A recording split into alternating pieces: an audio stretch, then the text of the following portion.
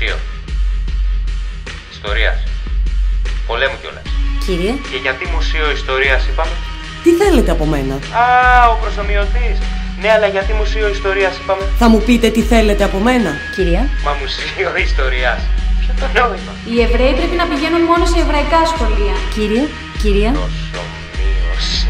Στους Εβραίους απαγορεύεται να μπαίνουν σε σπίτια χριστιανών. Αποκλείεται. Σας παρακαλώ, κύριε. Στους Εβραίους απαγορεύεται να κυκλοφορούν στον δρόμο. Υπάρχει πόλεμος, Όχι, κυρία. όχι, όχι σας λέω. Υπάρχει πόλεμος, Δεν κυρία. Μουσείο Ιστορίας. Οι Εβραίοι απαγορεύεται να αναπνέουν. Όχι, τέλος. Κυρία. Μουσείο Είπα όχι. Ιστορίας.